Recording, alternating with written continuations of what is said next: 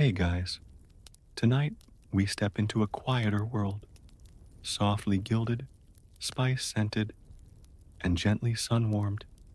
You're not a warrior, a priest, or even a particularly useful person. No, tonight you're a royal cat, and not just any cat.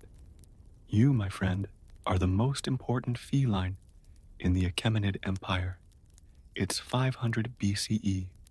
Persia is at its grandest.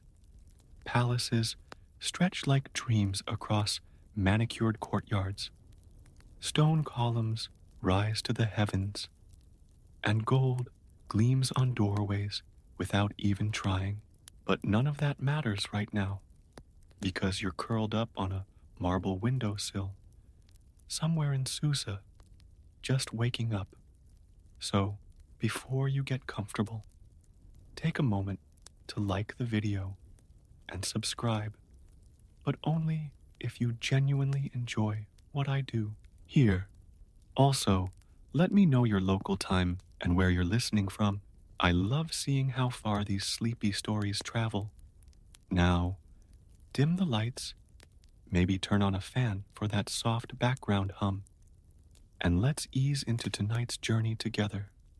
The world stirs slowly up around you, not because it's lazy, far from it. In fact, the palace is already alive with muffled footsteps and the swish of sweeping brooms. But no one dares make too much noise, because you're still asleep, or at least, you were. Now, your tail flicks once, your left eye opens, then right. You give one long, luxurious stretch, all spine and paw pads, your claws barely tapping the marble as you rise. It's cool beneath your feet. One of the perks of a palace, made from white limestone and whisper money. You blink at the golden sunlight leaking through the filigree lattice of the window. Outside, the sky is clear, and the scent of fresh cardamom pastries wafts in from the kitchens. Someone's already baking for royalty. You yawn wide enough to offend a god and begin your slow descent from the windowsill. No leaping. That's for kittens and alley cats. You descend like a curtain falling at the end of a successful play. On the floor below, a servant is already laying out your breakfast. She doesn't look at you directly. No one does, not unless you allow it. But she bows her head slightly as you pass. Your breakfast is served in a shallow bronze bowl, placed just so, atop an embroidered mat. The milk is warm, heated to the exact temperature of a sunlit lap. Beside it, a tiny morsel of lamb, seasoned lightly with crushed mint and a sprinkle of crushed pistachio. You sniff it, approve. A second servant kneels nearby, offering a damp cloth, not to clean your paws, no, but in case you'd like your whiskers wiped. You decline with a flick of your tail. After all, it's morning. You're not that fancy yet. You take your time with the milk, lapping slowly, eyes half-lidded, your ears twitching only slightly at the distant sounds of the palace waking fully. A door opens somewhere. Robes swish. Sandals scrape. You, however, are centered, balanced, hydrated. Outside, the gardeners are sweeping the pathways between the cypress trees. A fountain gurgles softly in the east garden, where peacocks are arguing with absolutely no dignity. You decide to grace them with your presence. But first, a stretch. Front paws out, back arched high. Your entire form curves into the kind of posture that would make a yoga instructor take notes. You blink once more and begin your royal stroll, tail lifted at a precise 45 degrees. The corridor is quiet as you pad down it. Reed mats soften your steps. A breeze filters in through open windows, lifting the scent of myrrh and warm stone. You pass 3 servants. Each pauses mid-task. None speak. One, bold or foolish, it's unclear, offers you a feathered toy on a string. You stare at it, then at him, then walk past. You're above bribes before sunrise. Outside now, the stone underfoot warms slightly from the sun. You cross the garden, each step deliberate, placing your paws only on the darker stones that retain the coolness of night. A breeze lifts your whiskers, and for a moment, the entire courtyard seems to pause. A scribe glances your way. Not directly, of course. He once wrote a poem about your tail and left it on the princess's pillow. You didn't respond, but you did lie on it. That was enough. As you near the lily pond, 2 gardeners freeze mid-trim. One holds a pair of bronze shears. The other carries a basket of pomegranate blossoms. You leap, not dramatically, but with practiced grace, onto the low stone edge of the pool and peer in. The fish scatter, as they should. You settle there, the sunlight wrapping around you like an embroidered shawl. Behind you, a dove lands on a fig tree and starts cooing like it owns the place. You flick your ear once. Slowly, it stops. You rest there for a while, letting the marble warm your belly. A bee buzzes past. You twitch a paw, but don't swat. The bee is beneath you. Across the garden, one of the priests walks by. His robes trail behind him like a river. He doesn't notice you, but he nods as though greeting a minor deity.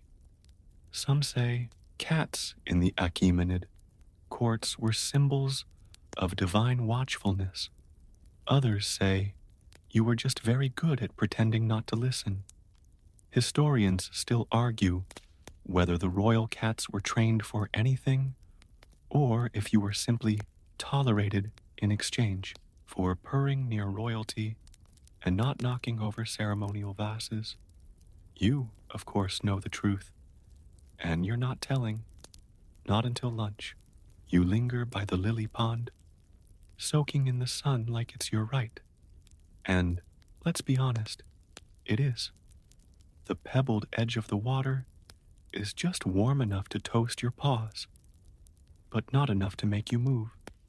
Everything around you is still in a kind of hush, as if the whole garden knows you're there and has collectively agreed to behave. A gardener carefully adjusts a rose bush, clipping one leaf and then stopping to glance at you. You stare back, he lowers his shears. That's the correct response. Eventually, a breeze ruffles your fur in just the wrong direction. You stand, arch your back in a slow stretch, and begin your slow parade toward the eastern wing of the palace, where the kitchens lie, and more importantly, where breakfast leftovers go to die or be devoured. Your walk is purposeful. Every step is soundless, like you've trained with assassins. And maybe you have. Who's to say? As you turn the corner, past a column carved with lotus blossoms, a servant rounds the bend too quickly. He spots you, gasps, and steps back so violently that he nearly spills a tray of apricot-stuffed bread. You pause, tilt your head, then continue walking. He bows twice in rapid succession, still holding the tray, eyes wide. Behind him, the scent of saffron and date syrup calls to you like a well-trained bird. You make your way into the shaded colonnade beside the main kitchen, where a familiar face greets you. A squat, wide-eyed kitchen assistant named Daria. She doesn't speak to you. She never does. But she does set out a saucer on the windowsill whenever she sees you coming. You leap onto the ledge with one neat motion and peer inside. The kitchen is organized chaos. Pots hang from ceiling beams. 3 women knead dough in perfect rhythm. A man in the corner is grinding cinnamon like he's auditioning for a priesthood. Fire crackles, laughter floats, and yet, when you leap onto that sill, it's as if the entire space adjusts to your presence. The saucer contains something different today. Finely minced chicken, still warm, laced with a whisper of honey. Not too much. You don't do syrupy food. That was last week's phase. You eat delicately, slowly. Halfway through, you pause and flick an ear. Daria, still pretending not to watch you, relaxes slightly. You finish, groom one paw lazily, and then leap down without a sound. Breakfast, like everything else in your royal day, is a performance. As you saunter away, a bread baker whispers to another, "That cat's got better food than we do." You don't deny it. Your next destination is the textile chamber. You take the long route there, weaving between sunbeams like they're puddles, stepping around a group of young scribes practicing calligraphy. One sees you and drops his stylus. You lock eyes. He picks it up silently and resumes writing. Correct. The textile chamber is one of your favorite nap zones. It smells like carded wool, warm linen, and centuries of unmet deadlines. Inside, bolts of cloth are arranged in tall stacks. Raw, cotton, imported silk, hand-dyed wool. The colors are vibrant, though you prefer the undyed section. Less noisy on the eyes, you leap onto a folded pile of pale linen and make yourself comfortable. It's high enough that you can oversee the room, but low enough to avoid drafts from the clear story windows. A seamstress mutters something about fur on the silk again, but doesn't make a move to remove you. She tried that once. She still has the scar, emotionally anyway. You stretch out on the cloth. Close your eyes. But you're not asleep. Not yet. You're listening to the rustle of cloth, the measured snip of scissors, the quiet pressure of fingertips smoothing fabric that will one day dress royalty. You're part of that process. Some of your shed fur will likely end up sewn into a ceremonial robe, carried halfway across the empire. Your legacy. Nap time comes gradually. You curl in on yourself, paws tucked neatly, tail wrapped, breath evening out.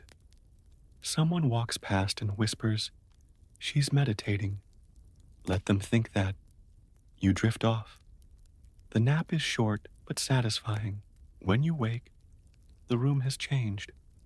A new bolt of fabric has arrived. The scent of jasmine lingers on the air, and someone has placed a tassel near your head. Whether as a gift or an accident, you don't care. You accept it. You stretch, roll, and leap down. It's time for your midday wander through the courtyard again, this time avoiding the sun. The stone is hot now, unpleasant to bare paws. You take a shaded colonnade instead, where the walls are lined with clay tablets and faded murals of past kings, riding lions they almost certainly never met. And speaking of kings, you pass through a door left ajar and enter the audience chamber. It's empty now, the throne draped in protective cloth. The scent of incense clings to the stone. You trot down the center like it's a runway. At the foot of the throne, you sit, Look up, yawn. It's not bad being a cat in a place like this. You're not a subject, not a ruler. You're something in between, a presence that threads through the tapestry without being woven in. Historians still argue whether royal cats had names, titles, or even designated roles. Some say you were temple guardians. Others think you were simply tolerated because mice in palaces are embarrassing. You know better. You're not here to serve. You're here to observe. And, when necessary, nap where it will cause the most polite inconvenience. You exit the audience chamber as silently as you enter, tail swishing behind you. Outside, the wind picks up. It smells like wet stone, orange blossom, and possibility. You follow it. You follow the scent like a scholar follows a footnote. Curious, cautious, and mildly superior. The breeze curls through an open archway and leads you down a narrower corridor than usual, one lined with carved reliefs of lotus flowers and winged lions. You pause to admire your own reflection in a polished bronze panel, looking good. Your ears twitch toward the open air ahead. A courtyard, a quiet one. You know this place. The garden pool. Not just a pool, mind you. This one is ringed with carefully arranged stones, low vines, and decorative cypress trees trimmed with such precision. It looks like someone brushes them daily. This is one of your favorite places for midday cleaning, because if you're going to bathe, you might as well do it in a place designed to reflect your elegance back at you. You pad forward and lower yourself onto a flat stone, warmed by the sun. It's just the right size for a cat, which suggests someone planned it this way. Possibly the gods. Possibly the head gardener, who once spilled rose water and received a firm paw to the shin. You begin with the front paws, licking, then brushing back your ears. A servant girl carrying a basket of lotus blossoms spots you and changes course to walk around the long way. She knows the etiquette. You do not walk past the royal cat mid-grooming unless you want a year of bad luck and hair in your sandals. The pool ripples beside you. Fish glide silently beneath the surface. The occasional frog croaks, but never for long. Even the insects keep a respectful distance, or else they get a surprise paw to the thorax. After a few minutes of precise licking and dainty stretches, you pause to take in your surroundings. The garden is hushed, too hushed, and then, from behind the central hedge, comes a muffled splashing sound. You know that sound. It's not fish. It's not frogs. It's him. You leap to your feet and slink low, slipping around the hedges and beneath a hanging vine. There, basking in the dappled shade of the orange trees, is your oldest frenemy, the palace peacock. He's preening again, turning slowly in circles like a jewel-encrusted wheel.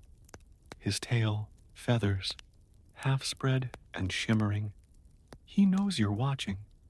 Of course he does. You crouch lower. There's history here. Last week, he strutted directly across your nap mat in the carpet chamber. 2 days ago, he pecked the last sardine from your silver dish while you were blinking. This morning, he flapped his tail in your face. You are not above pettiness. With one slow, silent step, you creep forward, tail low. 2 more steps. The peacock turns. Casual, dismissive. You freeze.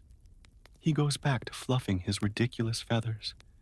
And then you leap, not to catch, just to startle.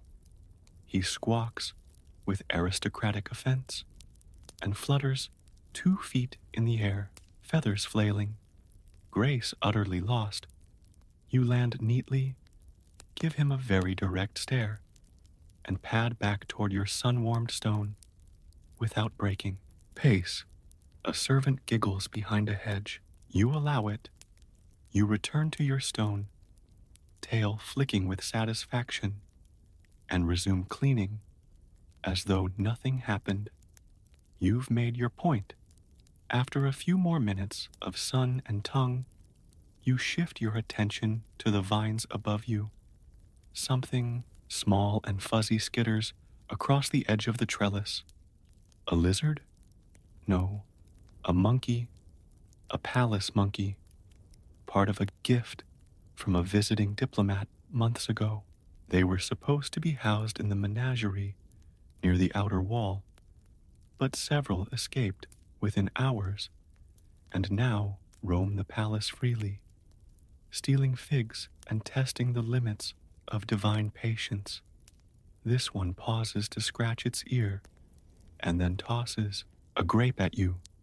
It misses. You stare. It tosses another. This one lands near your paw. You do not blink. The monkey freezes. You stare a moment longer, then slowly, deliberately, begin to clean your shoulder. The monkey shrieks in frustration and scurries away. You win again, always. As the sun shifts higher, the garden pool grows warmer.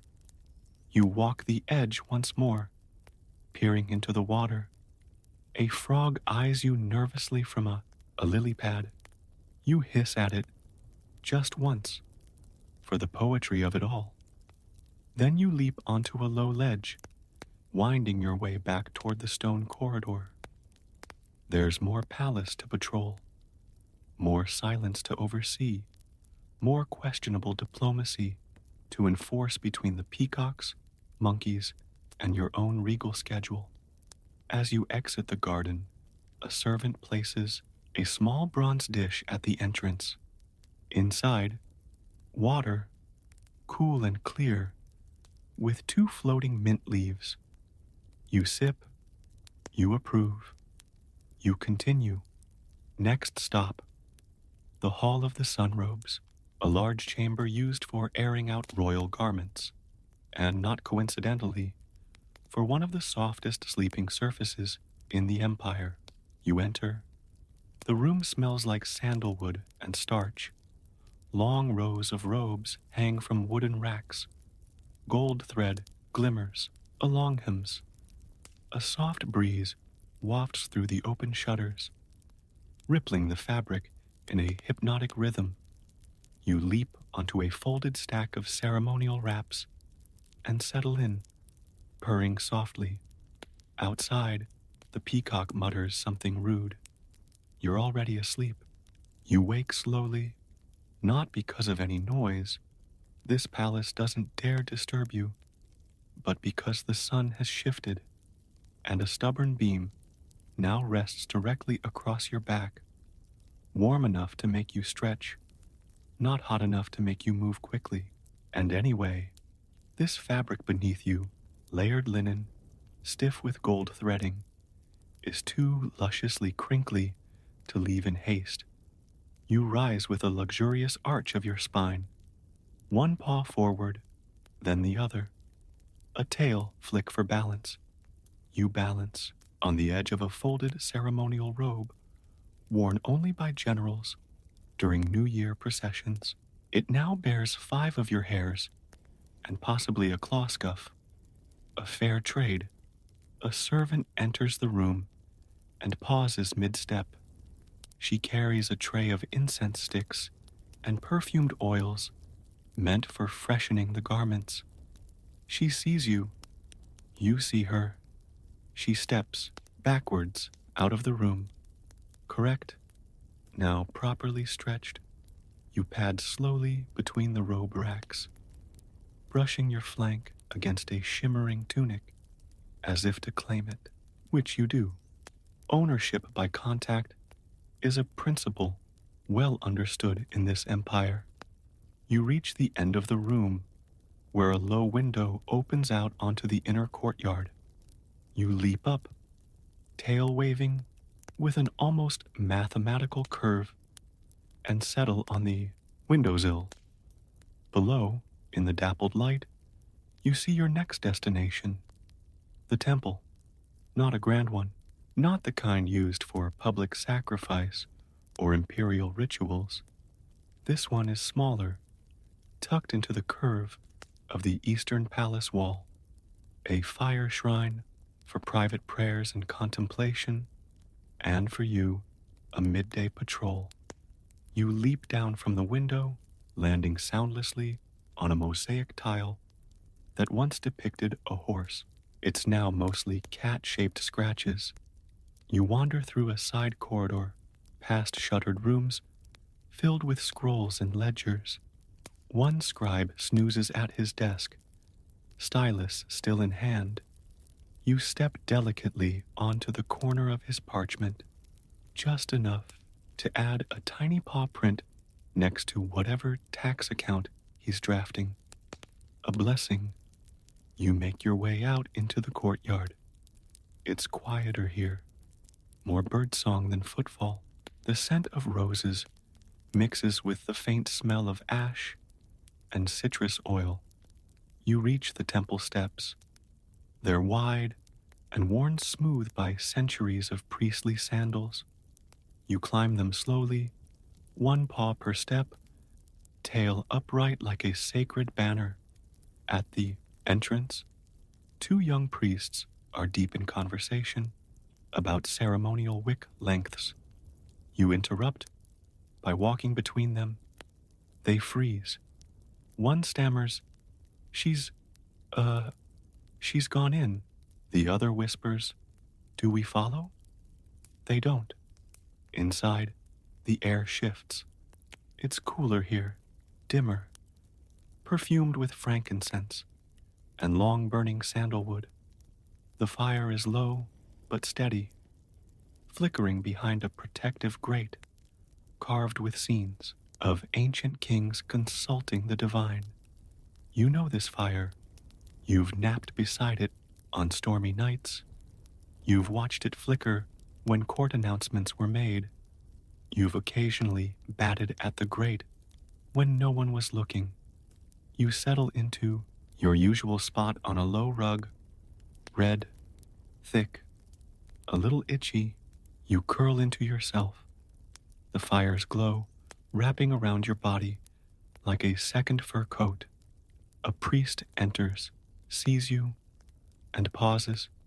He places a small bowl of milk just within reach, lit by the fire's glow. Then he bows, not deep, not formal, just enough, and he leaves. This is a sacred space, yes, but so are you. You drink slowly. The milk is warm and infused with cardamom, a temple tradition. You finish half and leave the rest as a symbolic gesture of restraint. You nap again, not deeply, but with alert ears. A sacred nap. Outside, the sun shifts again. Shadows stretch. A flute plays somewhere in the women's courtyard. Hesitant, off-key, but sincere. You rise, shake once to realign your fur, and exit the temple with the same pace you entered. There's no rush. You have appointments. You head toward the administrative wing next, not because you enjoy paperwork, but because the scribes leave the best scraps. You pass a delivery boy in the corridor carrying scrolls and wrapped bundles of dried fruit. He nearly drops everything when you cross his path. You blink at him. He bows deeply. Someone trained him well. The archive hall is dim and cool, built of thick stone to preserve scrolls and tablets. The scent of dust and ink hangs in the air like A slow conversation. You leap onto a low table beside a stack of rejected scrolls. A young scribe looks up. He stares for a moment, then slides a scrap of parchment toward you with a tiny drawing on it of a fish, smiling. You stare at it, then at him, then slowly you lie on top of it. He beams. A moment later, he is scolded for not transcribing fast. Enough. He doesn't care, because you've chosen his table today, and that's as good as a promotion. You don't stay long, just enough to make a memory. Then you rise, flick his stylus with your tail on the way out, and exit into the hallway once more. From here, you head toward your next resting spot, not one of luxury, but of strategy. A room where decisions are made. The map room. Low tables, carved miniatures of cities and rivers, and a large sunbeam that moves slowly across the floor as the day stretches on. You find the sunbeam. You lie in it. A general enters. He sees you. He steps around you without a word, dragging his sandals to avoid loud steps. You purr. He looks confused. He'll make better decisions today. You stay in the sunbeam long enough for its warmth to reach your bones. Not that you need the heat. It's summer in Persia, and your fur already feels like you're wearing a velvet cloak. But there's something ceremonial about it, something sacred in letting the sunlight pass over you. While generals whisper about borders and grain routes, careful not to step on your tail, the map room hums with quiet tension.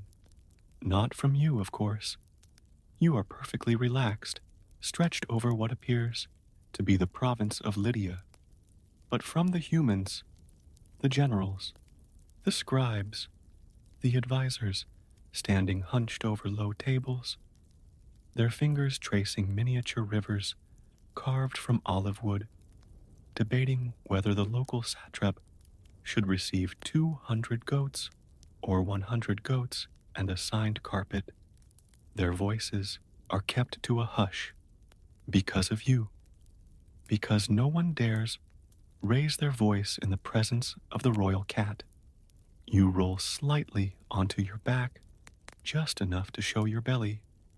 This causes a silent crisis in one advisor who, for a brief moment, forgets everything he knows about taxation and considers abandoning his career just to scratch you once behind the ears.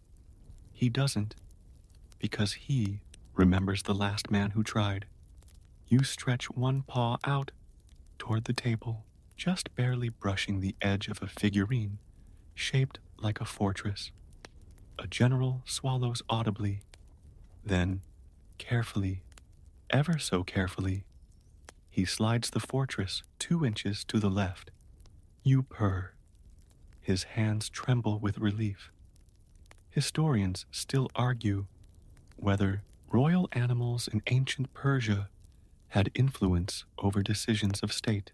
Some believe you were simply tolerated because the palace was too full of mice. Others insist that animals were considered divine messengers, and a cat's nap location might signal divine approval or disapproval. You don't clarify. Let them wonder. Eventually, the sunbeam creeps away, and with it, your interest in the room. You rise. 2 generals step back in unison, bowing so quickly they nearly collide. You glide out through the archway, like a boat sliding downriver, tail perfectly balanced, ignoring the flurry of whispers that erupts behind you. You're not heading far, just past the storerooms and along the colonnade to the small sanctuary garden behind the temple. There, at this time of day, the incense trails still linger in the air like perfume, clinging to a favored robe. You like the garden at this hour. It's quiet, not nap quiet, but thinking quiet. A breeze rolls through, gentle and steady. The olive trees rustle. Somewhere nearby, a pair of turtle doves argue softly, and a servant quietly sweeps dust from the stone tiles without raising her head. You step into the garden and onto the smooth path that winds in a slow spiral toward the center. There, on a raised platform, sits a low fire altar. Out, for now, the coals blackened and warm from the morning's flame. You jump up and sit beside it, not touching it, just near enough. You gaze out at the courtyard from this modest throne, half sunlit, half shadowed, and you watch. A priest walks through the far archway, reading from a scroll, muttering under his breath. You flick your tail once, and he stops, walking, glances up, bows reflexively, and then continues. Quieter now. A boy brings a bundle of kindling. He lays it carefully in the altar without meeting your eyes. You stare just long enough for him to fumble a stick and mumble an apology to no one. Good. You rest your chin on your paws and exhale slowly. This garden was once used only by priests, then by royal women during festivals. Now, it's yours in the quiet hours, claimed by habit and the soft power of presence. You doze, not fully asleep. Your ears twitch at every sandal step, every breath of wind, every drop of water from the broken irrigation pipe near the pomegranate tree. And then a sound, unfamiliar, sharp, metallic, uncontrolled. You're on your feet in a blink, fur raised. Across the garden, in the shade of the eastern arbor, 2 palace guards are practicing spear drills. Unusual at this hour, very rude. One of them steps too hard, rattling a bronze ornament. The clatter echoes. You move. Not quickly, not aggressively, just enough. You walk into their line of sight and stop. Both guards freeze. They look at each other. One mouths, "Oh no." You stare, not angrily, just long enough to cause shame. The senior guard lowers his spear, bows, and leads the junior one away by the arm like a child being removed from a sacred site. You watch them go. Then you return to your platform, sit beside the unlit fire again, and resume your watch. The wind picks up slightly, rustling your whiskers. And now, finally, you're ready for your next destination. Not for food, not for sleep, but for something far more indulgent. Entertainment. You stretch one final time and trot along the southern corridor, weaving through palace doorways until you reach the western fountain. It's not large, just a modest stone basin framed by climbing ivy. But what it holds is not water, not entirely. Inside the basin, swimming in vague loops, tails flicking, scales flashing, are 2 prized goldfish, gifts from a Bactrian diplomat with a flair for aquatic diplomacy. And beside the basin, as always, is the low wooden bench where you sit. You leap up, settle down, tail draped like a curtain cord, and watch. You could do this for hours. The fish are hypnotic. You paw at the air above them once, just once, then lie flat, chin on the cool wood, and sigh. You are full, not of food, but of power and small victories. The goldfish circle lazily. their tails catching the afternoon light like flecks of living metal. You do not move. You do not blink. You're a silent statue, one paw curled under, one eye slightly squinted, your breath perfectly slow. Occasionally, a fish ventures too close to the surface, as if flirting with disaster, and each time you extend a paw, just slightly, enough to send ripples, enough to remind them who's watching. This is not hunting. This is theater. The garden behind you is silent. The sun has dipped just far enough to throw long shadows across the gravel paths, painting stripes across the tiles. A cicada chirps, then stops. Even the insects know their cue. And then, disaster. A leaf. It flutters down from the ivy-covered archway above and lands with poetic insult right on your head. You freeze. A beat, then, with devastating calm, you shake it off. As it hits the stone, with a dry crackle, you glance to either side to make sure no one saw, but someone did. 2 girls, young servants, watch from a distance, faces pinched in that dangerous state. Between fear and stifled laughter, you make eye contact with one. She bites her lip. You slowly lower your head back onto your paws and narrow your eyes. She bows with what appears to be genuine remorse, then nudges her friend to move along. They scatter like pigeons from a dropped fig. Good. You resume your vigil, but the mood has changed. The goldfish, sensing your broken focus, dart more confidently now. One even dares to flip upside down mid-swim. Bold, rude. You stand up. It's time to restore dignity, and by that, of course, you mean lunch. Your stomach agrees, with a low gurgle. It's not loud, but it resonates deep in your rib cage. A polite reminder that royal cats must also feed. You abandon the fountain with a final flick of your tail and saunter across the courtyard toward the kitchens. The warm stone underfoot now, dappled with the last light of the afternoon sun. As you near the side corridor leading into the food preparation wing, the scent hits you. Lamb, cinnamon, and something roasted so gently it barely qualifies as cooking. Perfect. You enter the kitchen, not through the main arch, but your preferred side flap, an old curtain slit just wide enough for a cat with noble purpose. Inside, chaos, but controlled. Chaos.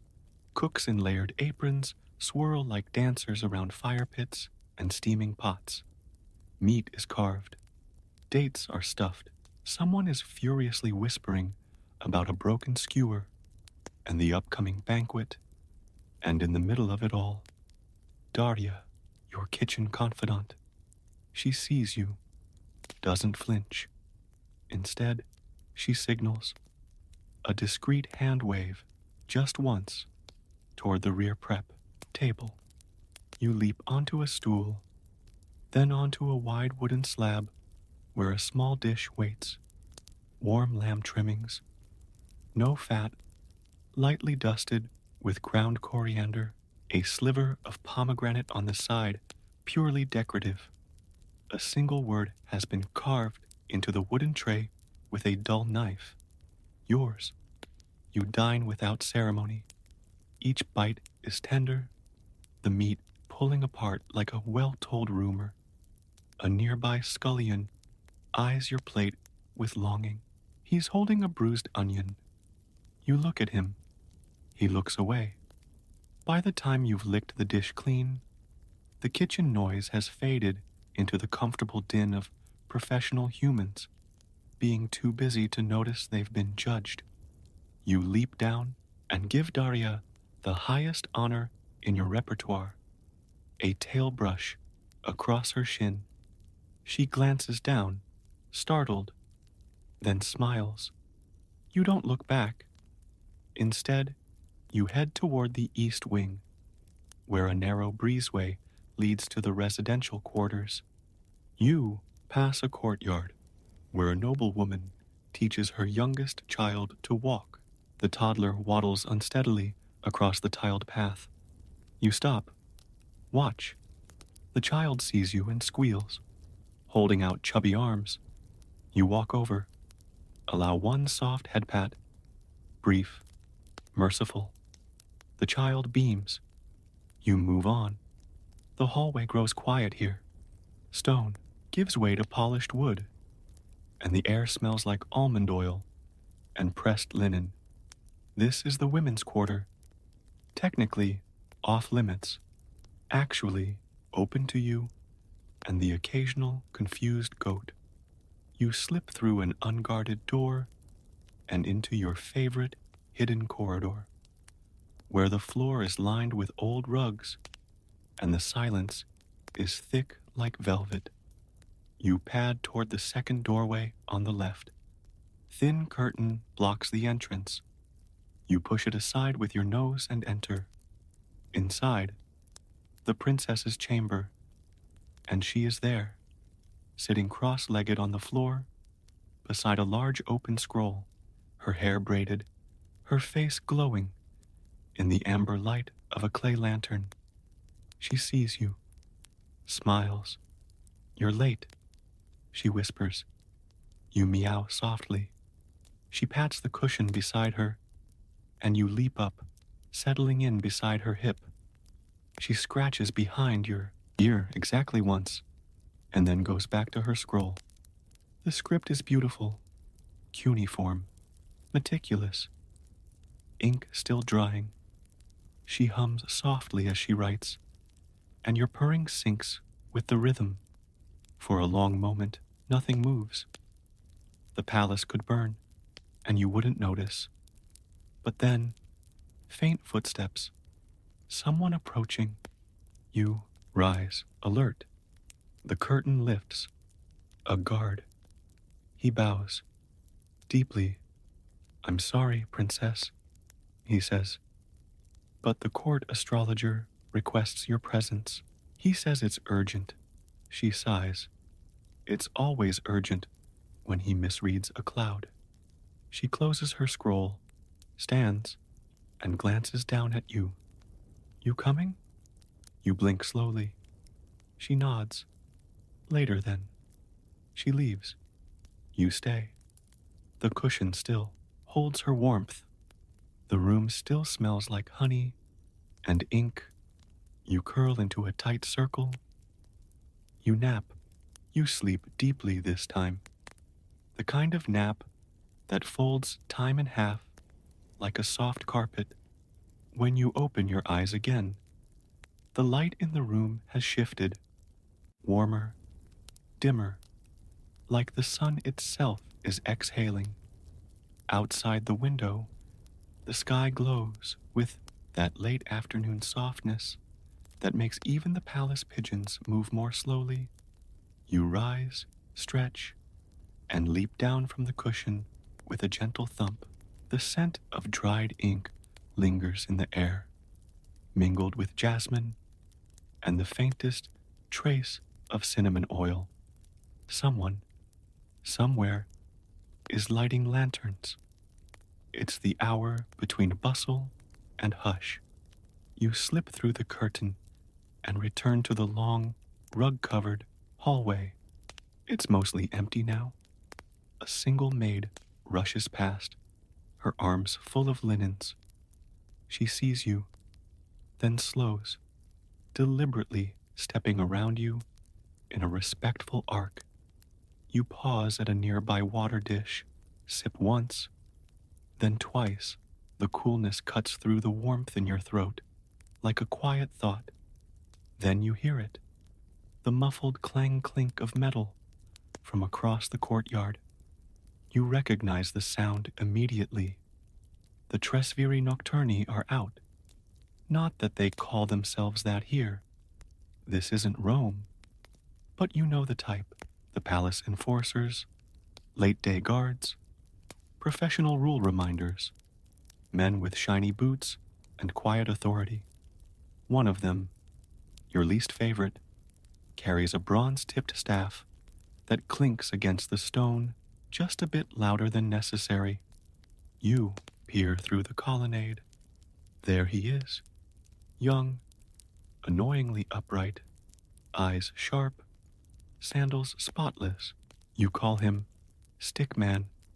Stickman has opinions about you, specifically that you shouldn't be in certain rooms, on certain cushions, or near ceremonial offerings. He has tried, unsuccessfully, to relocate you with a polite broom. Twice.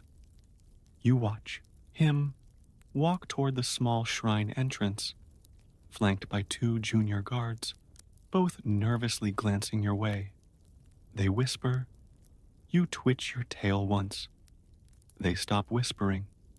Good. You have no time for Stickman's quiet crusade. You're heading to the outer courtyard now. The one with the bronze sundial and the faint scent of pickled garlic wafting from the servant kitchens. You leap from the corridor ledge and land with practiced softness on the warm courtyard stone. The light here catches your fur just right.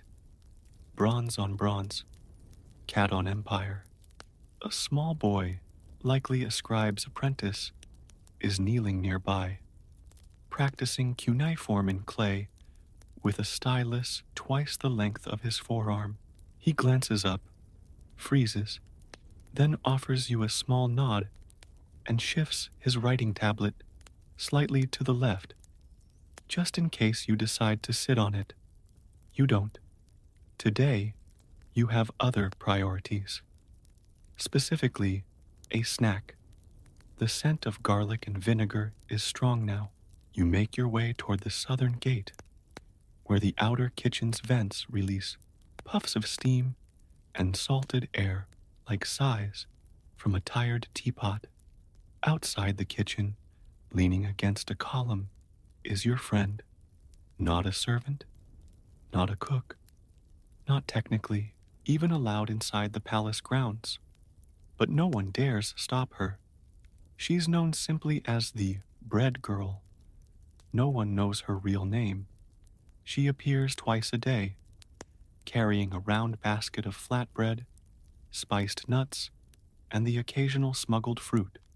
She sees you now and grins, kneeling slowly and lifting the basket lid. She doesn't say anything. She never does. But she always leaves something for you.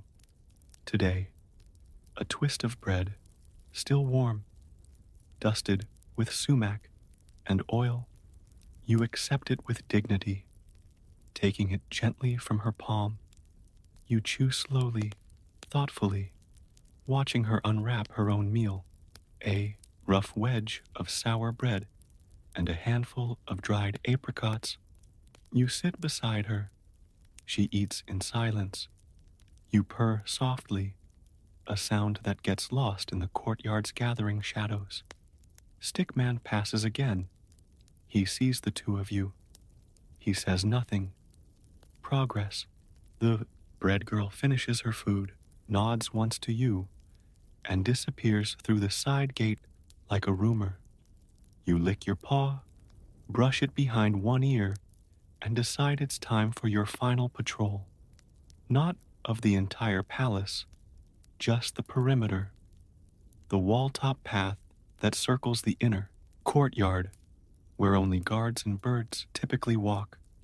You climb up using the root-cracked stones of an old planter box, leap to a ledge, and begin your sunset circuit.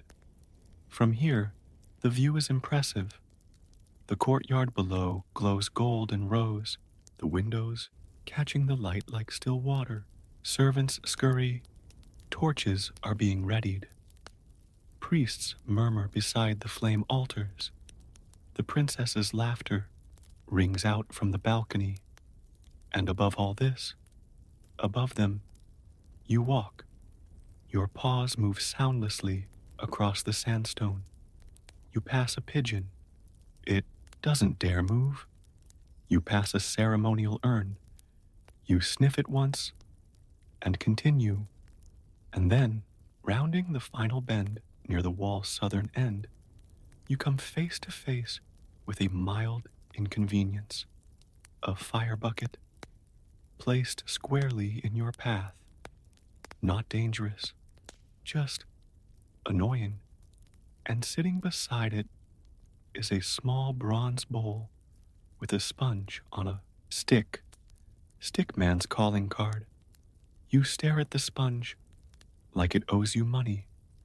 Then, without breaking stride, you walk around the bucket, leap down to the lower ledge, and complete your patrol with all the gravity of a passing star. Behind you, a guard coughs awkwardly. You flick your tail. He bows. You've earned your evening rest. Now, with the shadows stretching long, you descend toward your favorite window perch, the one beside the inner bathhouse, where warm air rises from underground vents, and the stone stays just the right temperature until well after sunset. You climb into the niche, knead the cushion once, and curl into a perfect spiral. Below, the palace breathes in and out, soft, steady, safe. You close your eyes. Somewhere, Stickman steps into a bucket. You sleep peacefully. The sound that wakes you isn't loud. It's not a shout or a trumpet or even a sandal scraping too hard on stone. It's the clink of ceramic, a dropped bowl. You blink awake, slowly, because a royal cat wakes on your terms, no one else's. But the silence after that clink, it's wrong. Still, too still. Something's happened. You rise and stretch in your warm stone perch, back arching gracefully, your tail swishing once, before settling into a slow curl. From your high vantage, the bathhouse chimney still hums with heat below. But beyond the windowsill, in the courtyard, tension. You can smell it. No music. No soft chatter. The twilight hush of the palace is no longer sleepy. It's holding its breath.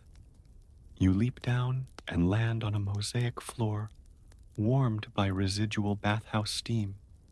Instantly, your fur ruffles in the sudden contrast of cooler air. You pad forward, silently, slipping into the colonnade shadows like a moving patch of dusk. A maid rushes past in the distance, too fast, holding her skirts, eyes wide. A sign. You follow the scent of spiced wine. It leads you to the hall of offerings. Inside, chaos, muted. Yes, this is still a palace, not a fish market, but there's a quiet panic unfolding that only ears as fine-tuned as yours could detect. A noble's wine cellar, Gaius, a barrel-chested man with a fondness for gossip and plum syrup, has made a terrible mistake. You can tell just by looking at him. He's pale, sweaty, and, perhaps most damning of all, barefoot. You slink in unnoticed at first, weaving between silk-clad ankles. The hall smells like overripe dates, extinguished candles, and embarrassment. You spot the bowl. It lies on the floor, cracked clean down the middle. A pool of thick, purple wine creeps toward a ceremonial rug, woven with gold thread and 6 different symbols for the moon. This is not ideal. 3 guards stand nearby, uncertain whether to clean or arrest someone. A steward mutters furiously under his breath about a breach of offering etiquette. Gaius himself stands frozen, holding a second bowl. He didn't drop, as though hoping that counts for something. You make your move. You pad calmly toward the puddle. One of the guards sees you and whispers, "She's here." Everyone freezes. You sniff the wine, tilt your head. Then, with immense dignity, you step over the spill and sit right in the middle of the disaster zone. It's now your wine. A silent treaty has been signed. The tension breaks. Two servants quickly begin cleaning. The steward sighs, as if he's just remembered how lungs work. Gaius exhales, so loudly his cheeks deflate. He kneels slightly, places the unbroken bowl down with care, and gives you a nod as deep as any courtier. You blink once. It's enough. Crisis averted. As the room resumes its slow order, you stand and walk toward Gaius. He smells like cinnamon panic. You brush your side gently against his leg. He nearly cries. You exit through the opposite archway and continue down the corridor, the scent of that wine still curling around your whiskers. Pomegranate spiced, likely from the western vineyards. Not bad. The sun is nearly gone now. The sky outside is streaked with violet and gold. The palace begins to glow from within. Lamps lit, braziers stoked, incense trails curling through corridors like lazy snakes. You take the long route to the grain storage courtyard. It's not glamorous, but it has two things you like. Birds to chase. The merchant cat. He's not technically part of the palace. He lives outside the wall, somewhere near the camel pens. Scruffy, dusty, smells like barley and rain. But he visits every few days, strutting in like he belongs, always at sunset. And he's here now. You spot him sitting atop a grain sack, blinking slowly at a pair of sparrows, daring each other to get closer.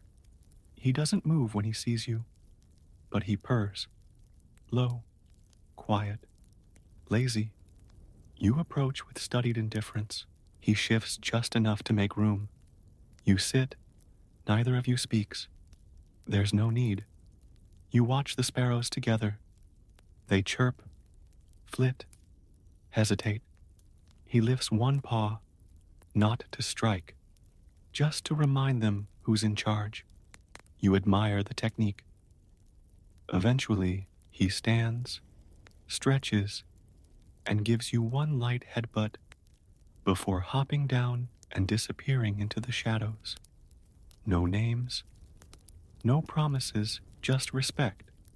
As you make your way back toward the palace proper, the torches have begun to flicker with that sleepy rhythm of evening fires. Alive, but not hungry. The guards nod at you, more readily now. Your recent diplomatic handling of the wine incident has earned renewed admiration. Even Stickman, passing by, gives you a grudging half-bow. You nod slightly.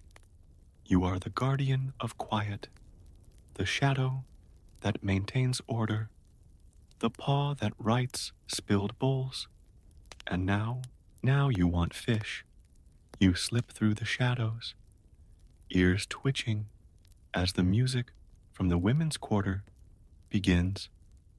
Soft lyre, delicate, coaxing the night to come quietly. At the kitchen side door, someone has already left a small dish by your favorite cushion.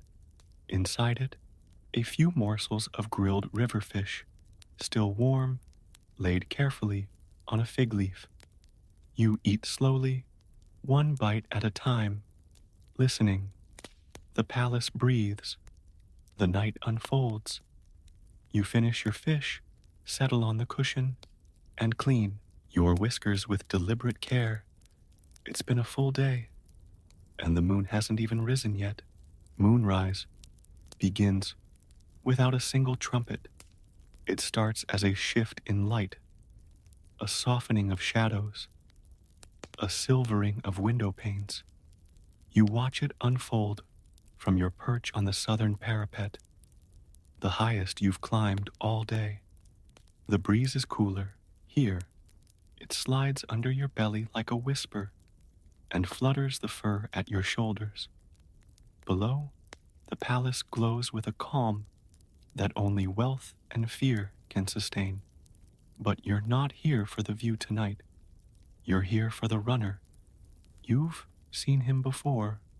Barefoot, quiet, fast, the palace's most trusted messenger. A boy of maybe 12, slight and serious, always smelling like dust and ink and a hint of olive oil. He's the only one who knows the quiet paths as well as you do. And tonight, he's doing something unusual. You watch from above as he emerges from the servants' stairwell, glancing both ways like a thief, then sprinting silently across the courtyard with a wrapped bundle tied to his chest. His sandals hang from one hand. No clattering footsteps, just breath and purpose. Interesting. You leap down from the parapet, landing 3 ledges lower with the practiced ease of someone who's done this in every dream and one actual battle. You follow, not closely, just enough to keep him in sight as he weaves between torches, ducking behind pillars, moving like a rumor. He takes the narrow passage between the granary and the old stone cistern, your favorite shortcut, though you've never shared it before. That earns him points. At the edge of the women's quarter, he pauses, then slips behind a hanging tapestry and disappears into the forbidden wing. You hesitate, not because you're not allowed, you are beyond allowed, but because this part of the palace rarely sees action after dark. It belongs to silence, to stories told in low voices, and dreams that smell like rose oil. You step through. The hallway beyond is dim. Lanterns burn behind intricate screens, throwing shifting patterns on the floor like woven light. Footsteps, even yours, feel like they would echo too loudly here. But the boy runner doesn't make a sound. He moves past the chamber doors like he's done it 100 times. You follow the faintest trace of motion, the way his passage stirs the dust just slightly. His shadow flickers on the far wall, then vanishes as he turns down a service passage you know ends in a dead end. Unless you know about the panel. You pad forward and sit beside the blank wall. 3, 2. There it is. The panel slides, open, just enough to allow him through. Behind it, a narrow tunnel, a secret one, the kind used by scribes, priests, or royals who need to pass unnoticed. You wait a beat, then slip in before the panel closes. Inside, it's dark, stone and dust and silence. But you know how to walk these kinds of paths. You've paced this empire with your eyes closed. You keep your paws light and your breath even. Far ahead, a tiny glimmer of light. Then, the faintest clink. You recognize that sound. Ceramic, thin, carefully wrapped. He's delivering food. Not just any food, midnight food, forbidden food. This is the whisper economy, the unspoken network of exchanges that keep the palace quietly humming after hours, where meals are sent, messages delivered, and favors bartered, all without waking the wrong person. You continue forward, then pause as the tunnel opens into a small chamber behind a screen. The boy kneels, placing the bundle carefully on a silver tray. Then he waits. Seconds pass. The screen slides open slightly, and a hand reaches out, adorned with rings, fingers like silk. A woman's hand. She takes the tray. A voice murmurs, low and melodic. The boy bows, receives a coin in return, and slips out the way he came. You remain still. Only after the screen closes again do you move, your steps soundless as steam. You pass the tray, now empty but still warm, and follow the tunnels, curve back toward the main hall. Halfway through, you pause. A scent, new, roasted almonds, fresh bread, pomegranate jam. You turn. There, tucked beside a wooden beam, sits another parcel. Unclaimed. Forgotten? No. It has a tag, not a name, but a symbol. A sun and a crescent moon, etched in charcoal. You blink slowly. The princess. She must have ordered it for someone, or maybe for herself. You nudge it. It's still warm. You nudge again.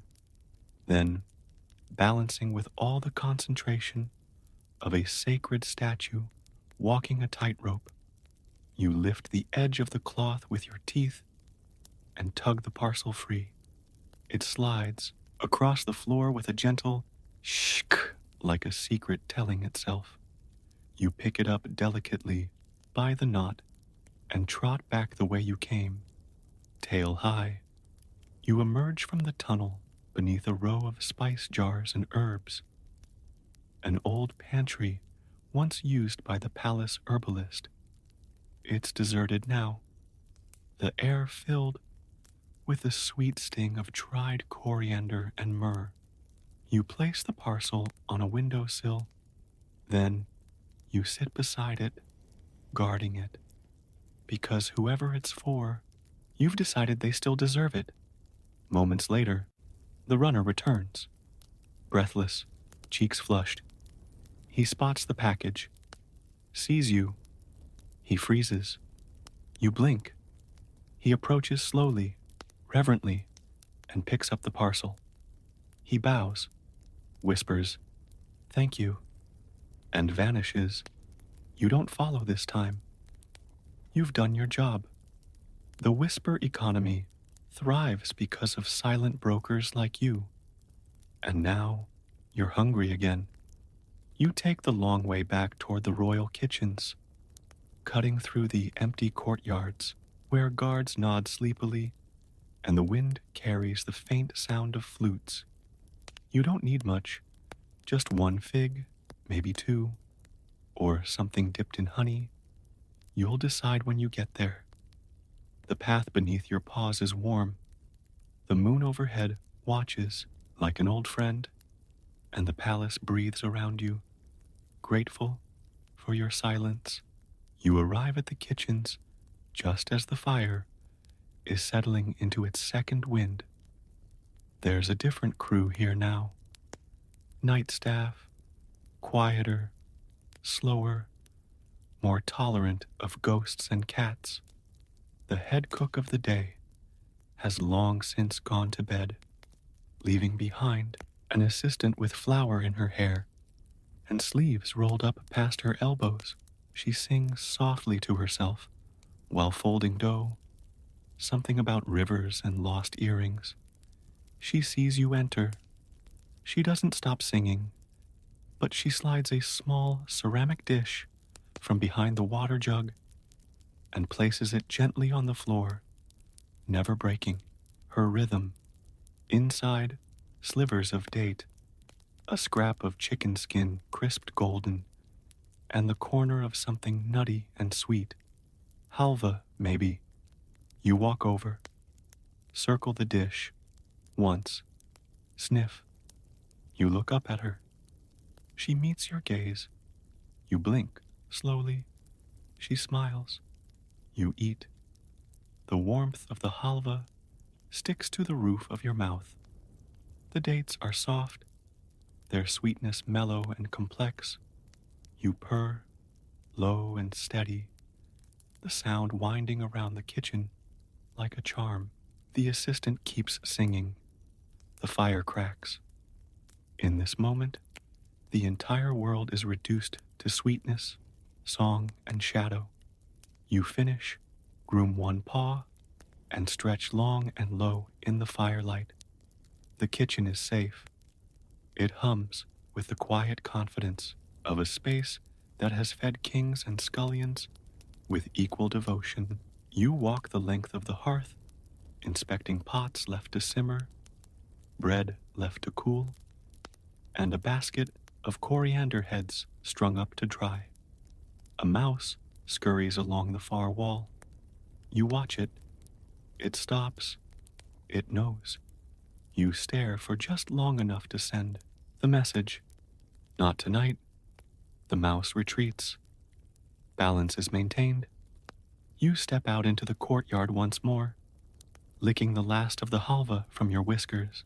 The air is cooler now. The stone is chill beneath your paws, and the scent of damp earth and jasmine wafts from the garden wall.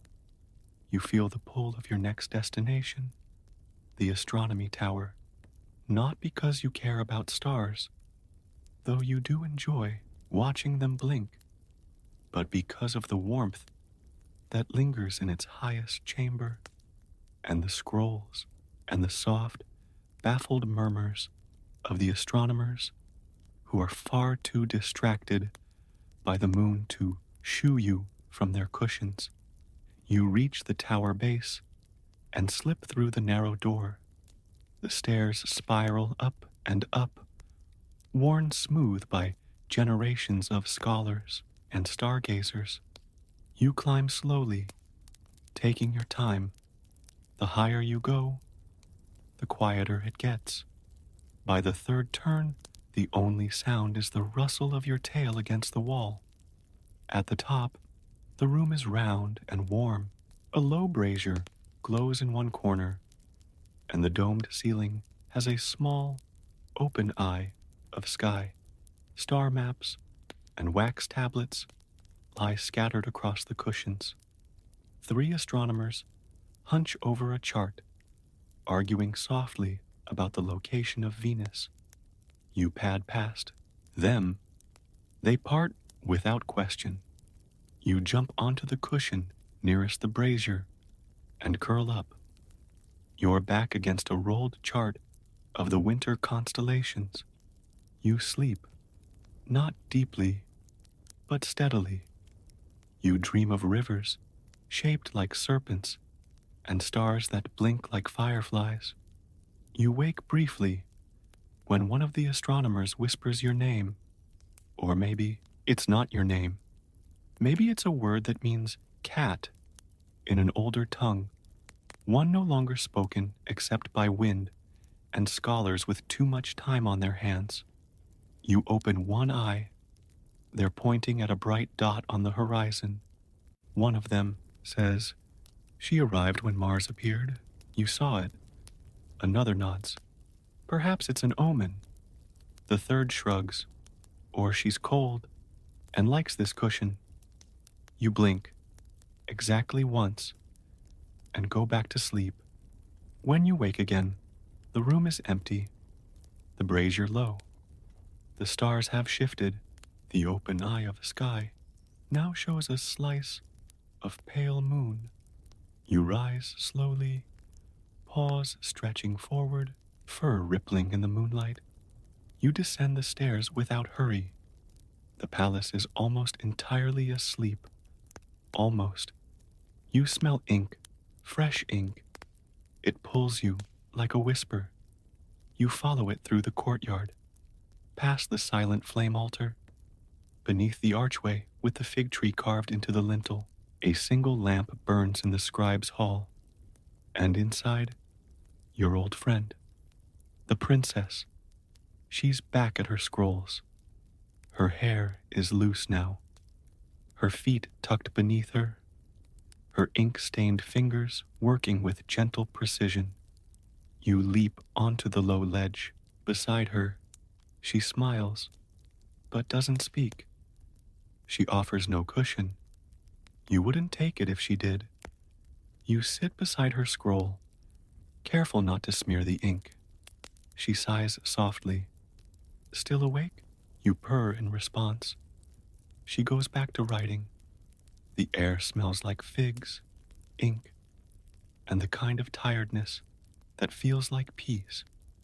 She finishes a line, then reaches into her robe and pulls out a small pouch. Dried melon slices. She tears one, lays it before you, and whispers, only because you're supervising. You eat it and remain. Together, you keep watch over the palace, the stars above, the stone below.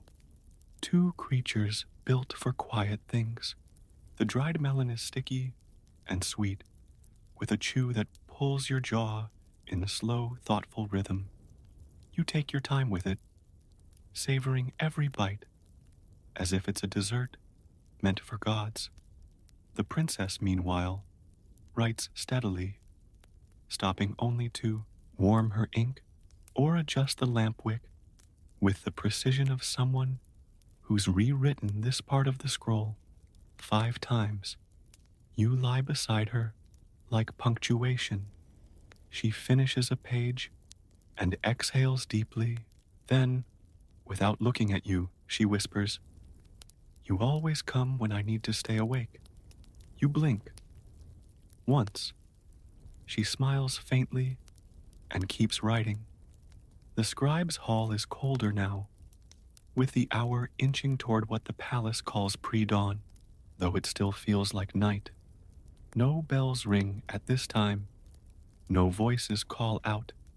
Even the dogs at the outer walls have given up their watch and curled into straw nests beneath guard towers. You rise, stretch your front legs long across the wooden bench, and hop down. You walk in a circle once, twice, then settle again beside her robe's hem. She doesn't notice right away. Her attention is fixed on a tricky curve in the word for journey. She gets it right, thanks in part, you suspect, to your presence. She murmurs, "If you ever leave this place, I'll have to learn how to spell alone." You ignore the sentiment. It's too much. The lamp flickers. You hear footsteps in the hall outside. Soft, careful, but purposeful. You lift your head. So does she. A knock. 3 quiet taps. She tucks the scroll under her cushion and says, "Enter." The door opens to reveal one of the older priests, robes thick with lavender ash and soot from the eternal fire. His face is long, beard braided, eyes kind. He sees her, then sees you. He bows to her and again, slightly deeper, to you. "Princess," he murmurs, "there's something in the water garden. It might be nothing, but I thought..." She stands. "You thought I should see it?" "Yes."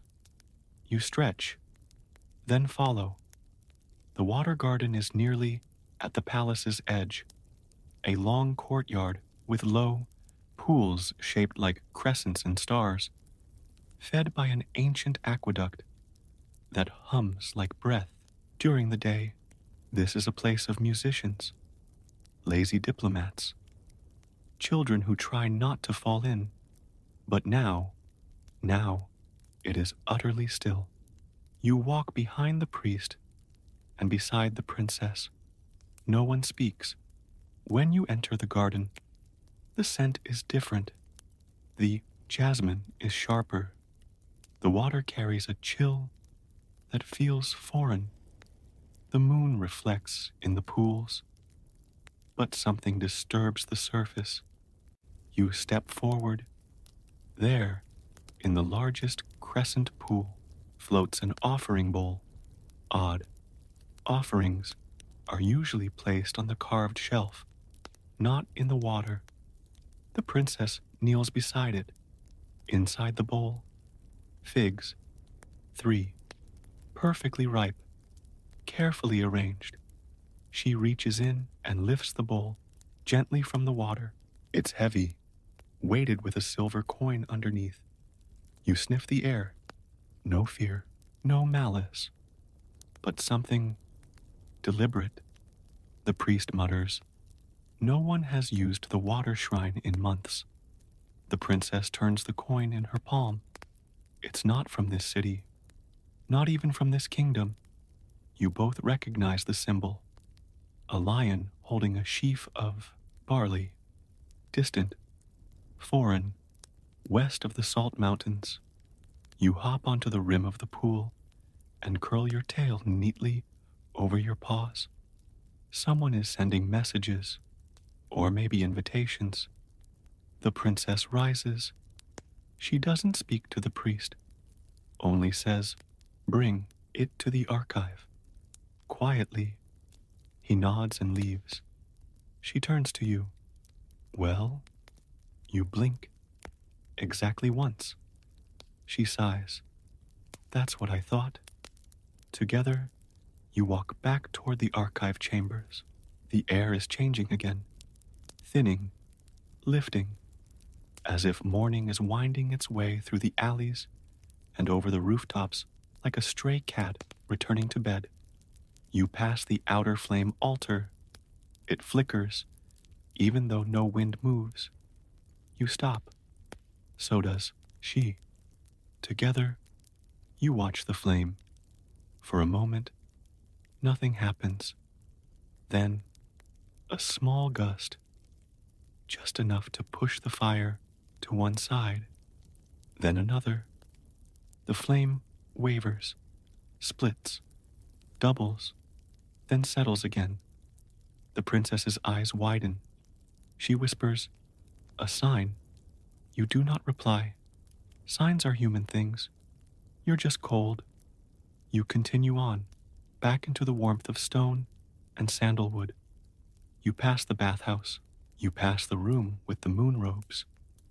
You pass the old amphora room, where pickled lemons sit undisturbed in brine. And finally, you reach the archive. She takes the coin, wraps it in linen, and places it in the secret drawer beneath her father's genealogy scrolls. You watch her carefully. She doesn't flinch.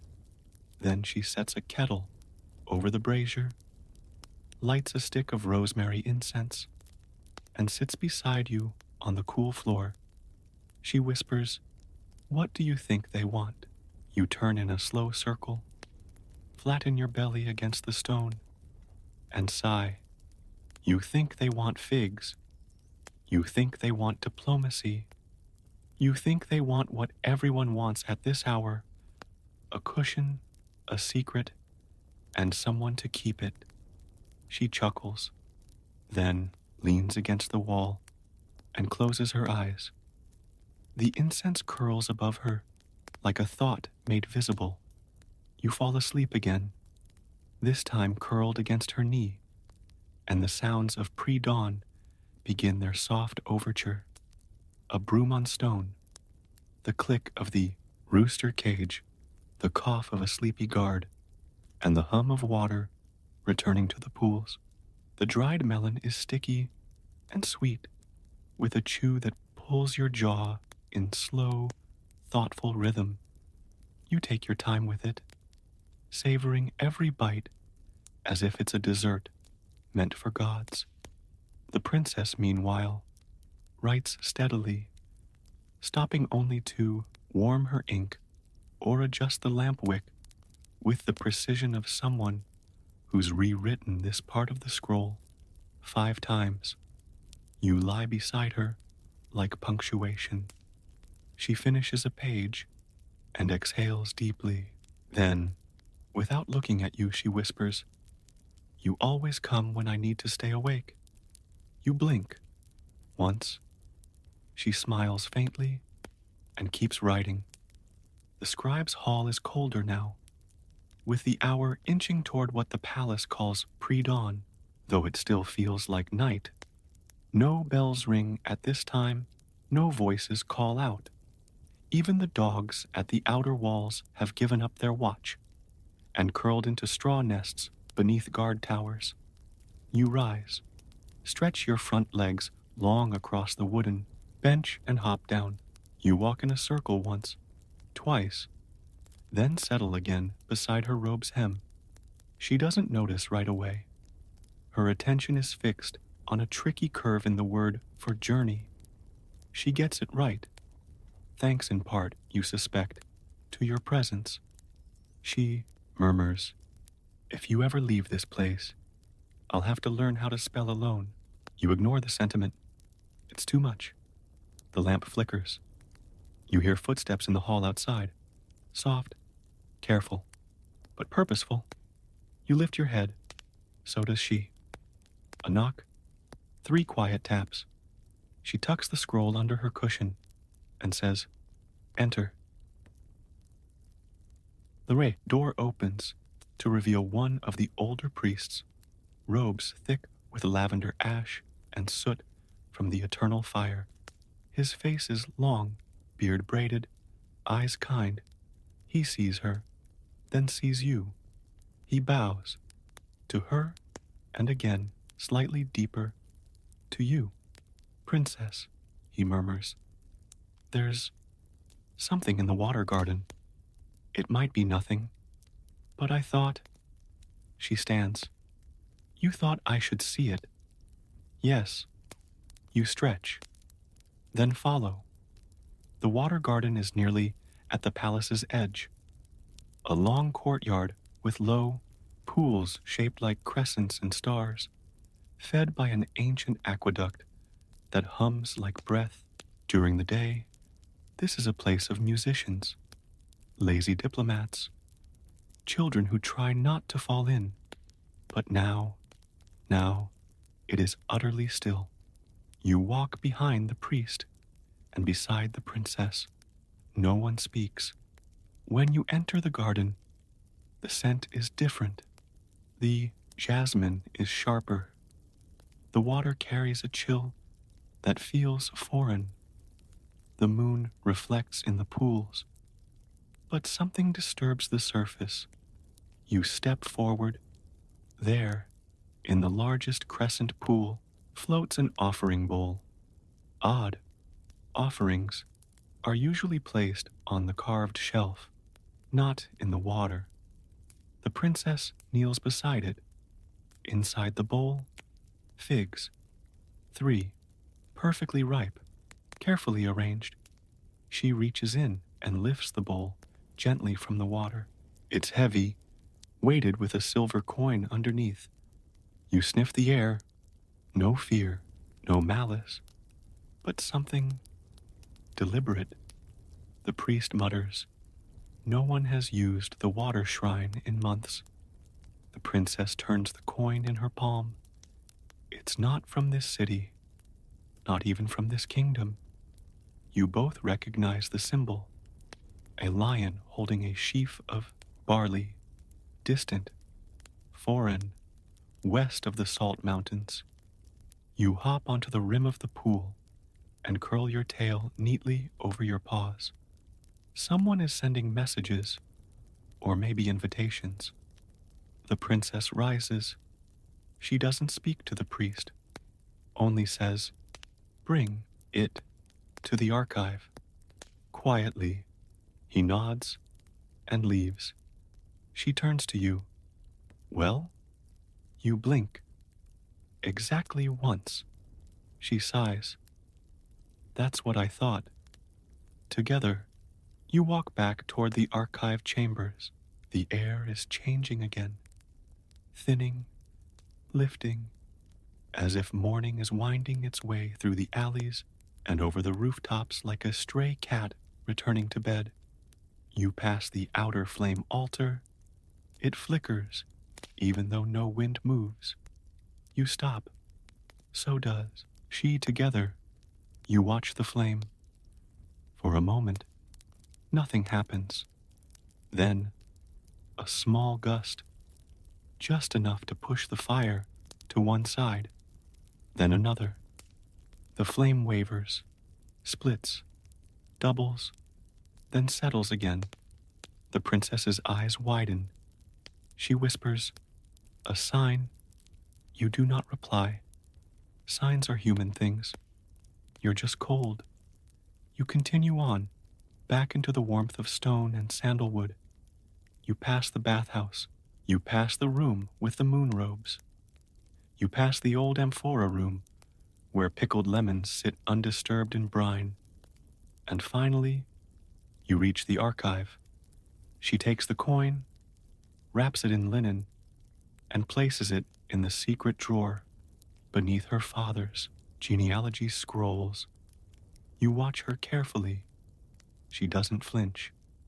Then she sets a kettle over the brazier, lights a stick of rosemary incense, and sits beside you on the cool floor. She whispers, "What do you think they want?" You turn in a slow circle, flatten your belly against the stone, and sigh. You think they want figs. You think they want diplomacy. You think they want what everyone wants at this hour: a cushion, a secret, and someone to keep it. She chuckles, then leans against the wall and closes her eyes. The incense curls above her like a thought made visible. You fall asleep again, this time curled against her knee, and the sounds of pre-dawn begin their soft overture. A broom on stone, the click of the rooster cage, the cough of a sleepy guard, and the hum of water returning to the pools. You follow her through the eastern passage, where the floor is worn smooth by centuries of royal sandals, priestly robes, and hurried runners balancing scrolls.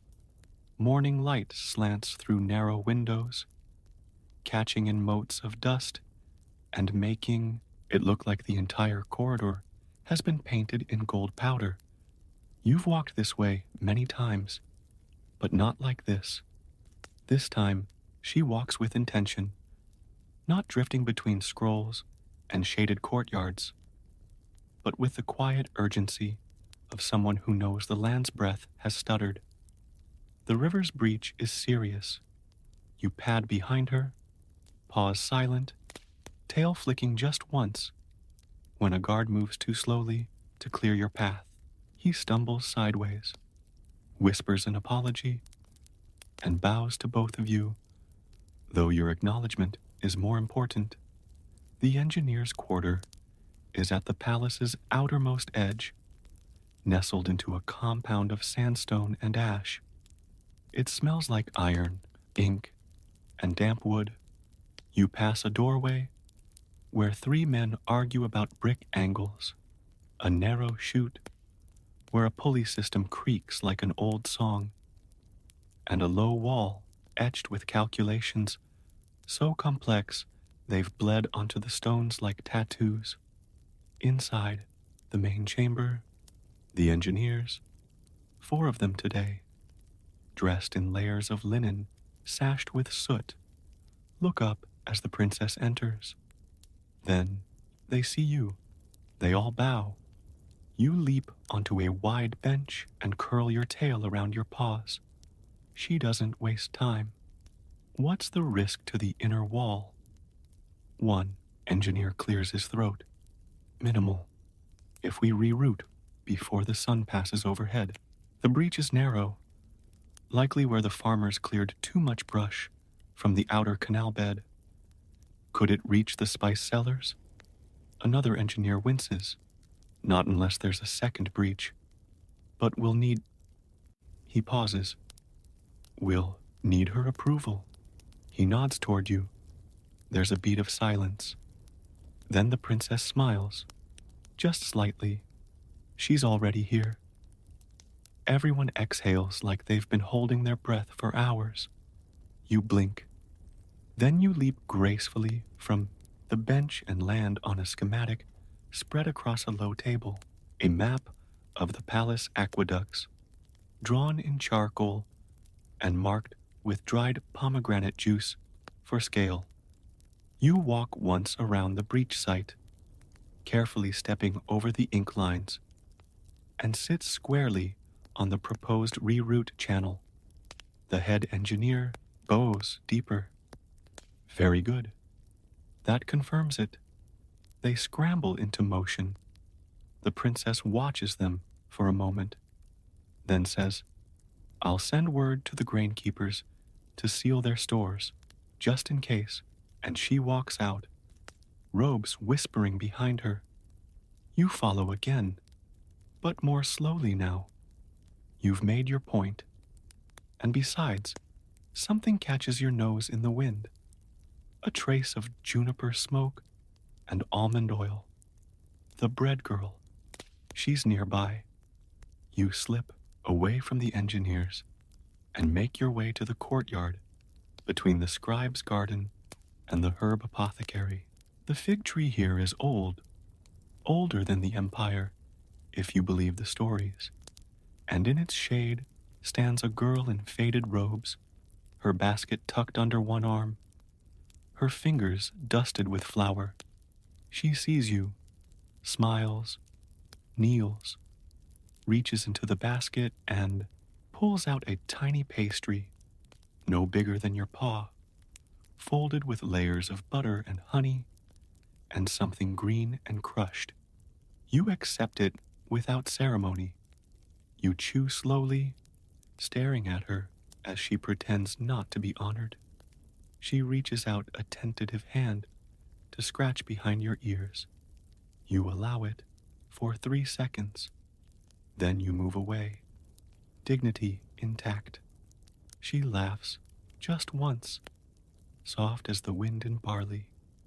You leave her there beneath the fig tree, and as you pad away, you hear her murmur, "Go tell the engineers it's going to rain." You pause, turn.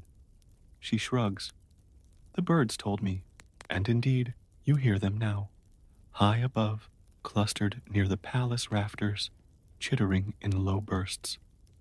The sky is still blue, but pale, thin. Change is coming. You make your way back toward the central garden, where servants have begun stringing paper lanterns in preparation for the evening. A festival. You can't remember which one.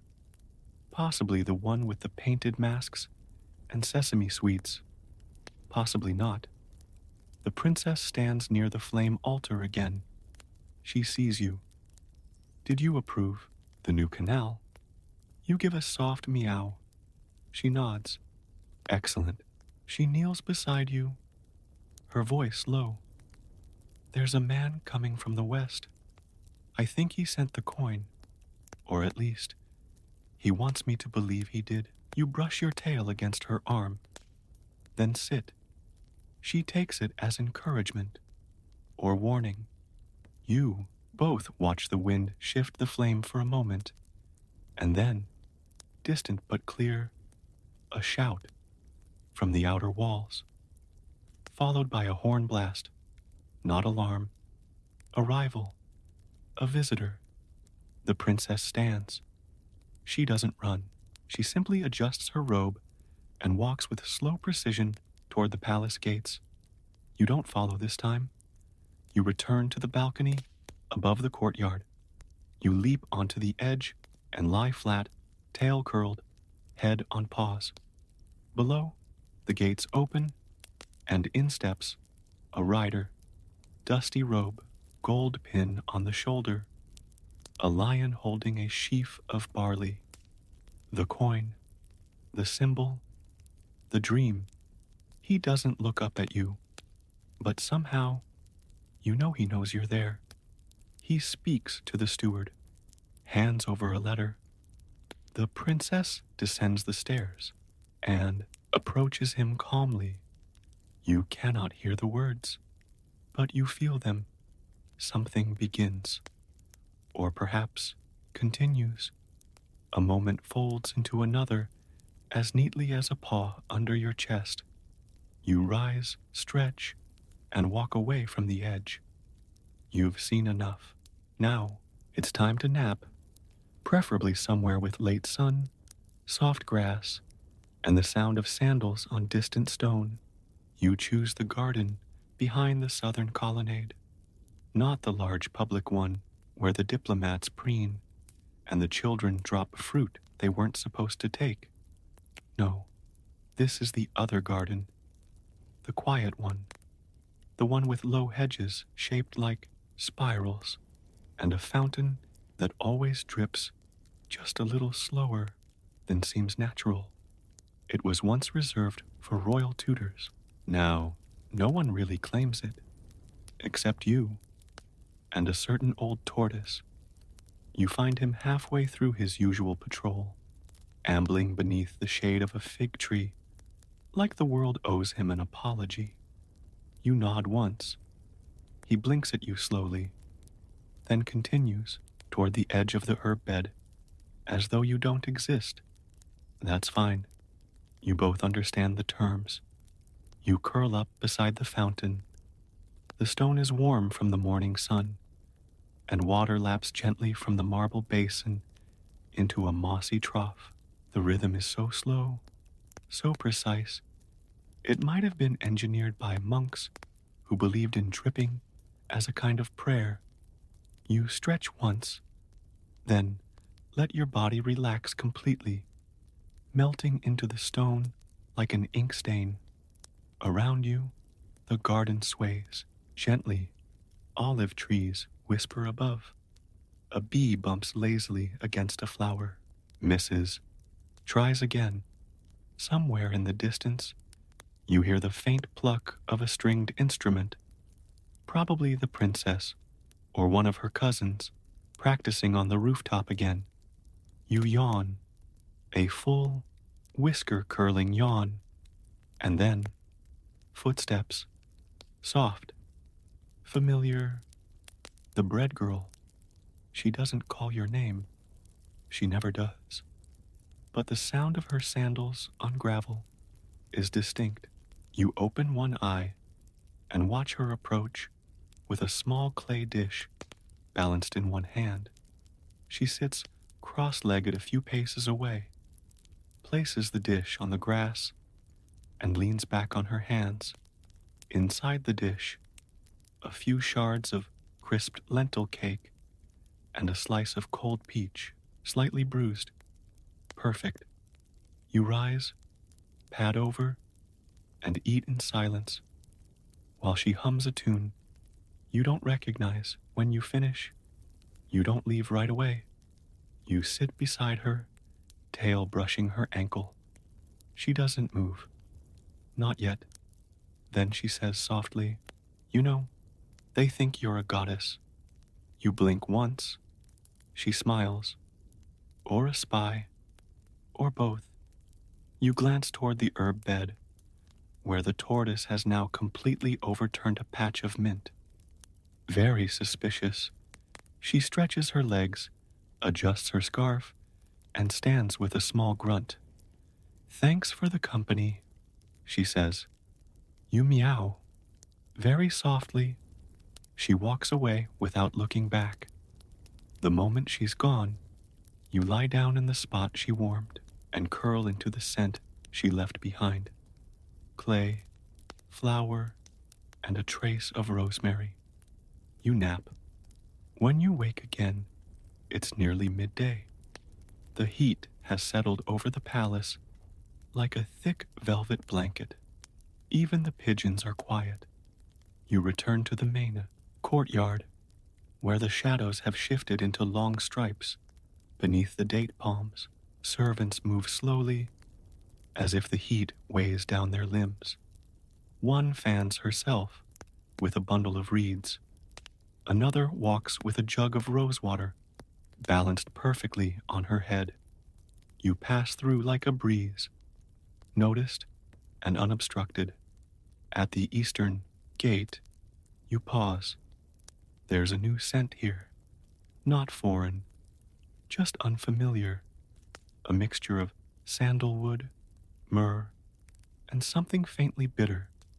You follow it to the outer terrace, where 3 travelers sit beneath a striped canopy, sipping from tall glasses and speaking in low voices.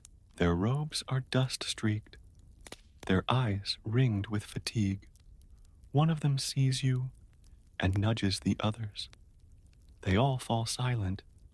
You walk past them slowly, deliberately, tail high. They bow. They don't know who you are, but they know what to do. You disappear behind the curtain, separating the terrace from the spice corridor, where an old man crushes dried coriander in a ceramic bowl. He glances up, surprised, then smiles. You again. You hop onto the table. He takes a pinch of cumin, sprinkles it into a dish, and slides it toward you for your trouble. You sniff it. You don't eat it, but you sit beside it. He laughs and goes back to his mortar. He talks while he works about rain patterns and fig rust and how the palace pigeons have become rude this season. You listen. It's nice. Sometimes not to be needed. Just noticed. When you leave the spice corridor, the sky has changed again. Not darker, but heavier. The air smells like it's considering rain. You cross the central courtyard and pass a group of children, whispering to each other beneath the shade of the myrtle trees. One of them sees you and freezes. You stare at him. He breaks away from the group, walks toward you, and kneels. In his hands, a rough clay carving of a cat, lumpy, slightly crooked, but unmistakable. He places it at your feet and backs away without a word. You nudge it once with your nose, then turn, tail brushing the edge of his robe as you leave. As you round the corner into the long corridor lined with frescoes, a soft bell sounds in the distance. Not a summons, a signal. The engineers have sealed the breach. You pause and allow yourself a small stretch, arching into the sound. Balance is restored. You make your way to the princess's chamber. She's seated at her table, sipping from a carved horn cup, eyes scanning a parchment. She sees you and says, "We handled it." You jump onto the ledge beside her and sit. She holds up a small scroll, tied with green silk. "The visitor wants an audience," she says. "He says he comes bearing a warning." You blink. Twice. She sighs. "I thought so." And outside, the first drop of rain lands on the palace roof. The rain begins in a whisper, not a dramatic crash or sudden deluge, just a delicate, insistent tapping on the stone ledges and clay roof tiles, 1,000 fingers brushing the palace awake in the gentlest possible way. You watch from the princess's window ledge, your ears twitching as each drop strikes the wooden sill beside you. The air smells newer already. Wet dust, jasmine leaves, a hint of wet wool from someone's forgotten shawl. The princess stands, walks to the open window, and breathes it in. "First rain of the season," she murmurs. "That should keep the fig roots happy." You flick your tail in agreement. Below, the courtyards darken with damp. You spot guards rushing to roll up rugs, servants herding baskets of drying herbs under the arches, and a poor, unlucky cat, one of your distant cousins perhaps, sprinting across the garden path with an expression of absolute betrayal. You stay, dry of course. You are not that kind of cat. Behind you, the princess returns to her cushion. She unties the scroll from the visitor, green silk slipping away like a leaf in water, and reads it slowly, lips pressed into a line. "He wants sanctuary," she says aloud. You glance over. She reads on. His lands are failing, crops drowned, livestock diseased. He says this rain is a mercy. She rolls the scroll back up, thoughtful, then says nothing for a long time. Outside, the rain falls harder. Somewhere deep in the palace, a clay pot tips over with a thud and rolls lazily down a ramp, forgotten. The princess finally rises. She ties the scroll with a red ribbon, different from the green, and places it into the messenger's basket by the door. Then she turns to you. What would you do? You stand, walk across the cushion, and leap gently onto the windowsill. You let the rain hit your whiskers. Just once. She watches you, then chuckles. Fair enough. She picks up a cloak and disappears into the hall. You wait a moment before following. The palace is dim now. Oil lamps lit early. The rain drums steadily on the roof beams, soothing, constant. You pass through the fresco hall, again, where the paint gleams under candlelight. Even the gods on the walls seem to be blinking slower. You reach the dining hall, not the grand feasting space, but the narrow one used by scribes and tutors. It's empty, except for a low fire, and a dish someone has left out for you. Inside, slices of poached pear, still warm, and a strip of roasted quail. You eat without rush, each bite soft, slightly sweet, touched by the faint smoke of olive wood fire. When you finish, you walk to the hearth, curl beside the embers, and let the warmth soak into your paws. You sleep, not deeply, not yet. You dream of rain falling on scrolls, of the bread girls humming, of the lion coin spinning silently on a smooth stone floor. You wake to soft footsteps. The princess again. She's carrying a scroll tube and a cup of something that steams faintly. She sees you, smiles, and sits cross-legged beside the fire. She doesn't speak. She opens the tube, unrolls the parchment, and begins copying symbols into a second scroll. Carefully, evenly, pausing only to sip from her cup. You watch the tip of her stylus move like a moth on silk. This is a woman who will carry kingdoms in her hands and still remembers to feed the cat. The fire pops once.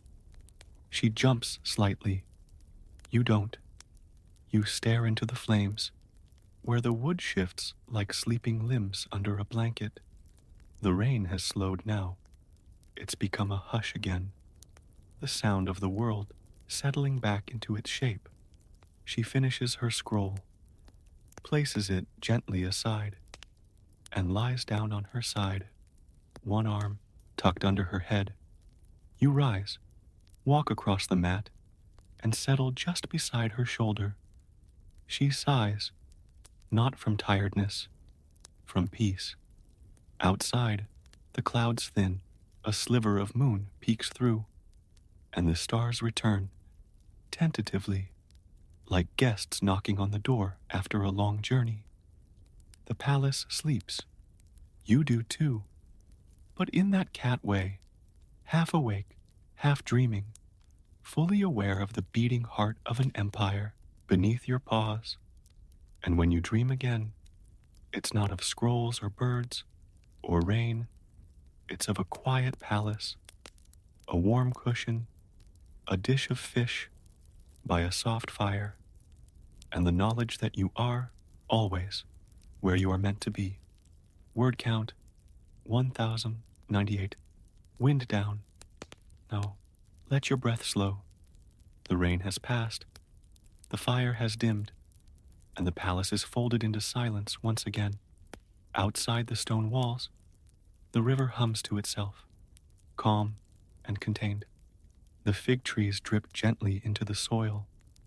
The pigeons are asleep on their ledge, dreaming pigeon things. And you? You're curled on that cushion still, soft and safe and warm. The princess dreams beside you, her scrolls put away, her ink dried.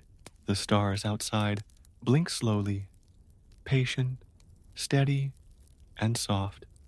No one needs you right now. The bells are silent, the halls are empty, even the bread girl has gone home. Let your breathing match the rhythm of the garden's fountain, slow, cool, eternal. Let your mind wander, not in leaps, but in ripples, like raindrops on tile, like a cat's tail moving in its sleep. There is nothing else to do, nowhere else to be. Just rest. Let the quiet wrap itself around you like silk. You are home.